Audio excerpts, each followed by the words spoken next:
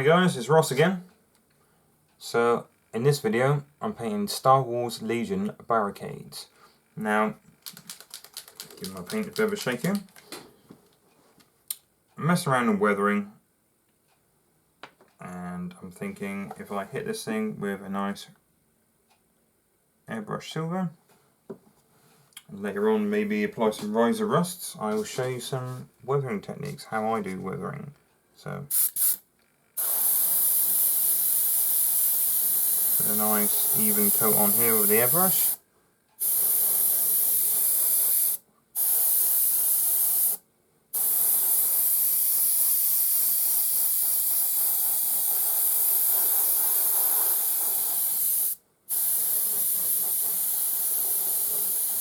I'll put 2 coats of that on. And while I'm here, I will spray up another one because I have loads of these. If you've been watching any of the House of Chaos videos recently, you know we've got into Legion in a fairly big way, thanks to House of Chaos John and Carl. I mean, it's quite easy to get into Star Wars Legion because who doesn't like Star Wars, eh?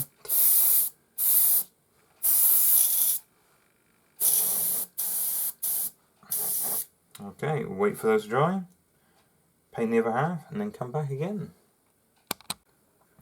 So once I've sprayed all of these barricades up silver, nice and even, so just a nice airbrush, fairly smooth silver, nothing too fancy. And that was from MIG, so MIG do really good metals. It's a bit of airbrush work there, just for speed and ease. Then I'm going to experiment, so separate these barricades 2 at a time and experiment with different weathering techniques. So for the first weathering technique I have used these 2 paints from GW. So we have Typhus Corrosion and Ryza Rust. Now Typhus Corrosion has a lot of bits in it, like gritty bits, like sandy bits, so you definitely don't want to use a decent brush. And Ryza Rust is a dry paint, so once again it don't damage any of your decent brushes. So just a bit of experimentation with some weathering effects. A couple that I enjoy the most is Typhus Corrosion first, and once it's gone off you have a rough texture, you can hear it, sounds like sand. And then just dab it in a few places, a little bit of the Ryza Rust. I mean, you can go to town with this stuff and really drag it across the whole of the piece if you want to. So that was just one effect there. So I just stippled the Typhus Corrosion on first to make uneven patterns. Don't want anything too uniform.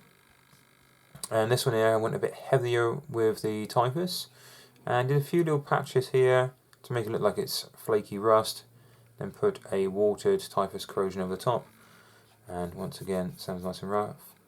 I did the same thing here, stipple, stipple, stipple around this section. Once fully dry, put a Typhus wash over the whole thing, and a little bit of the Ryza when it's fully dry.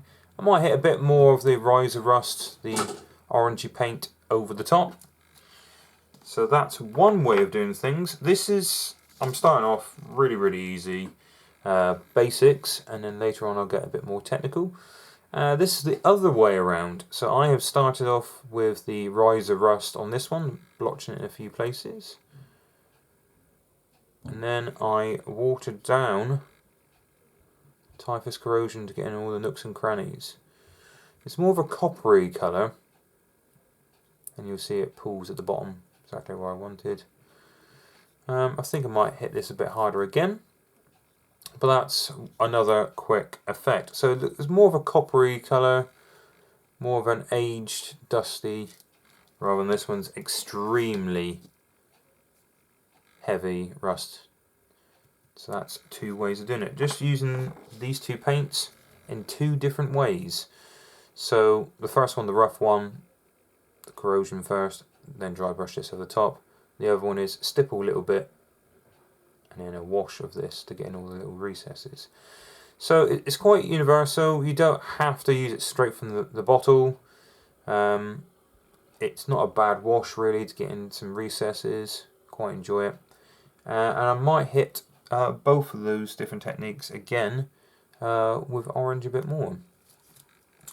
So for these two, I've done videos on chipping fluid already. So I might just do one with chipping fluid. And if you want to see how I do that, and you can see the previous video. So it's just the different techniques of chipping in this video. And then the last one, I'm probably going to do the rust by freehand. So rather than actually technical paints or anything like that, or airbrushing, I'm actually going to take time and try to replicate rust the hard way. Right, come back in a bit. Okay, for the third and fourth pair, I decided to make a wash with the Typhus Corrosion all over. A lot thinner this time. So before it was 50-50, now it was only a little bit of Typhus just to get in all the nooks and crannies. So hardly any rough areas at all. Still looks pretty good though.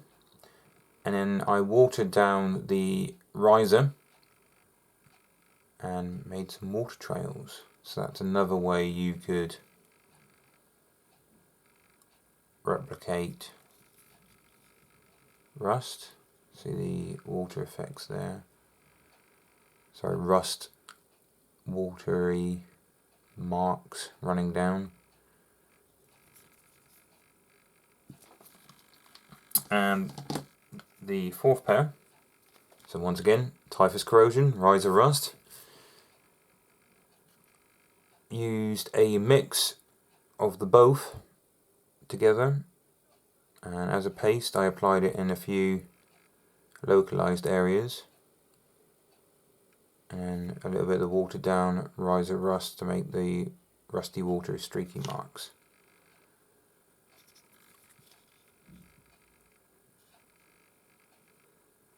Like so.